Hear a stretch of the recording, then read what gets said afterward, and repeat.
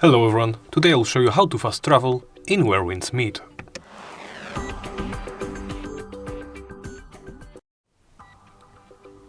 To fast travel, you first need to unlock a specific keysight. Do so by locating, especially on the map, the landmarks. Right? They often look like campfires or standing stones. Then you can simply select one that you want to unlock and track it. After tracking it, you can approach it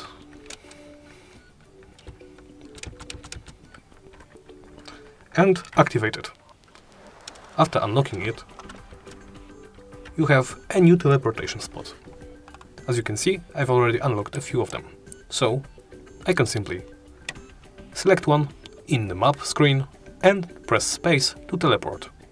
You can also do everything on other controllers or on mobile. Just follow my recommendations and you will do so without any problem.